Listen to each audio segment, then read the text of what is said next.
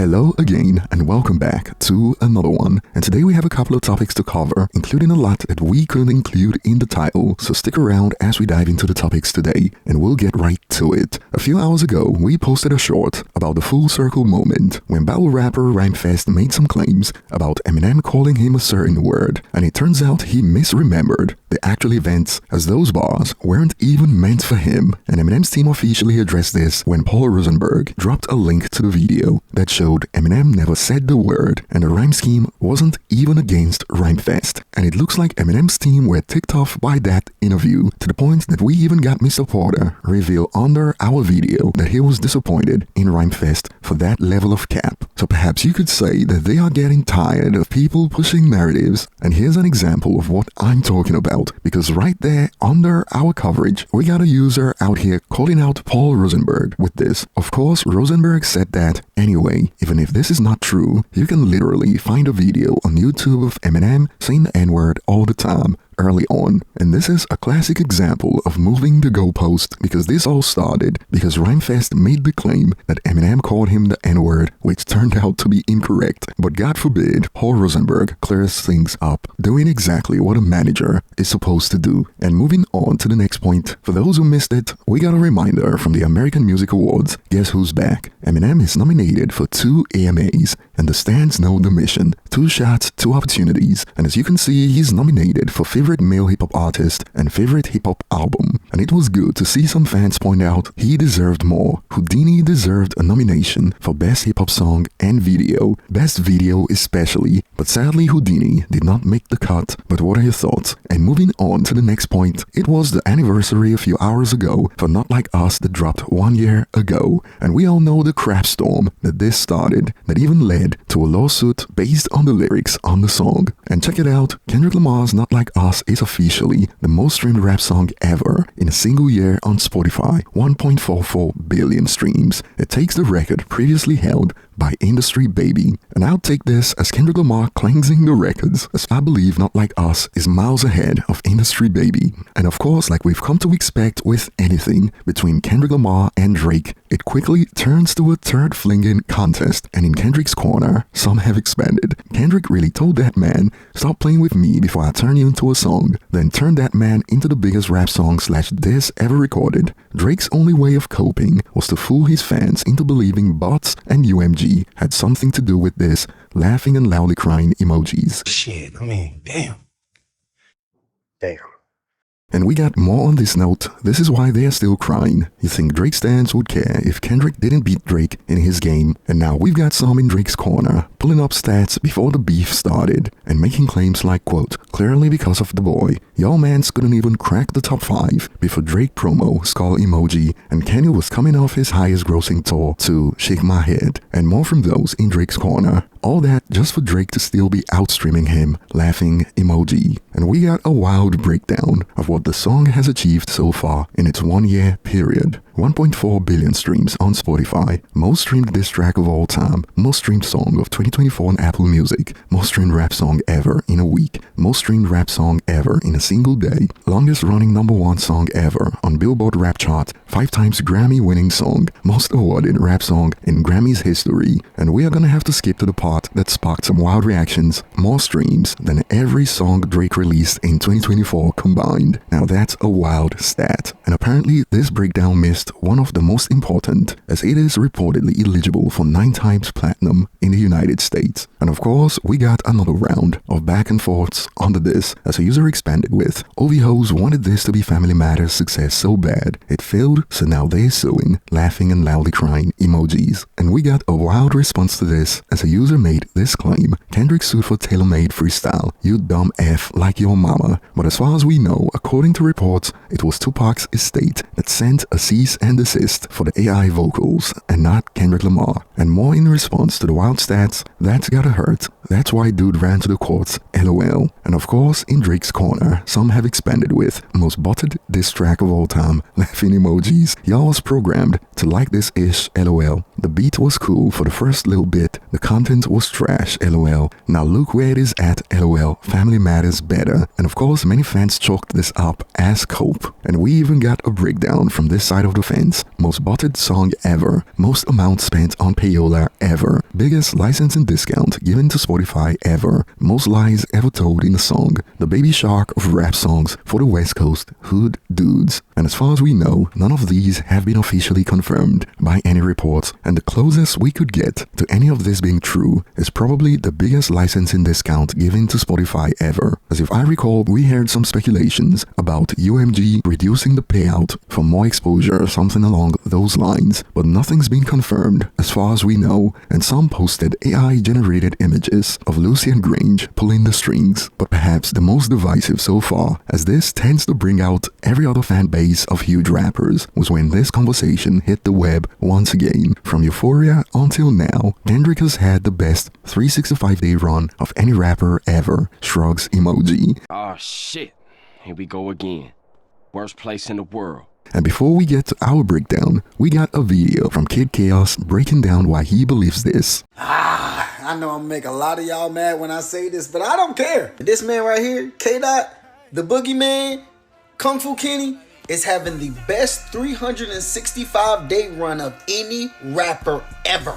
That's not an exaggeration, hyperbole, or I think even just an opinion. I think you can almost sum it up as fact. This man is having the best 365 days out of any rapper ever. I'm about a day or so late, but about a year ago he released Euphoria, which ended up being the highest streamed debut of any rap song for that year so far, right? He was just getting started. Then after a little time of back and forth, this and that, he then released the atomic bomb that is known as Not Like Us, which broke the record for the most weeks at #1. Still got a lot to do. And most weeks at #1 for a rap song. I want to be very specific because I know somebody in the comments going to try to debate that. And Not Like Us not even done, but I'm going to get back to that. And I'm right back to it because only 2 months after the release of the song Not Like Us, he releases the video, which then goes on to break the record for the most views of a rap song in the year of 2024, which he himself held the record for the audio version of that same song. Not done yet, because it also has the highest streaming 1 week count of any rap song ever, and it did it while having 2 days less of charting data than most other songs do. Because it released late on a Saturday night, it only had 5 days to track how well it did. Then he made an announcement that we'll get to in a second, but after that he released another album called GNX, which ended up going double platinum, selling 300 or something thousand copies in the first week, going gold in just 2 weeks, and in my opinion releasing one of his top 3 albums ever. So think about that. On a humbug, there was no promotion, there was no lead up to this album letting people know it was coming. He just released it and it did that well and it was that good. But that's subjective because it doesn't matter, because then a few months later he goes on to absolutely sweep the Grammys, winning 5 Grammys in one night. And remember that announcement I told you I was getting to? Well then yeah, the man announced he was going to do the halftime show at the Super Bowl and ended up breaking the record for the most viewed halftime show in Super Bowl history, bro. What? And then just a few months after that, he breaks the record for the highest grossing hip hop tour ever in its first night, which it's continued to do. I think it's been 2 or 3 nights since that also have now broken his own record for the highest grossing day of a hip hop tour ever, bro. What the fuck are we talking about? And beyond all of that, as far as the factual things I can point out, he arguably took down one of the biggest rappers of our generation. And when I say took down, I'll be very clear. I don't think Drake is done. Drake's still going to be successful, make songs we like, and have successful tours and big numbers on charts and all that. But it's safe to say, perception-wise, Kendrick has kind of knocked Drake down a peg or two. And I know there's some people that might bring up the year that DMX had, with I think having 2 #1 albums in 1 year, and the year that Eminem had, winning the Grammys and all that. But I don't think that even truly compares to everything Kendrick has done in this 365-day span. And I didn't even mention how his songs have been placed in big budget movies. So yeah, I have to say, this is, as a huge Eminem fan, Kendrick Lamar has had the GOAT rap year. Don't cap. Let's not cap about that. Let's not flex for the gram. CAP.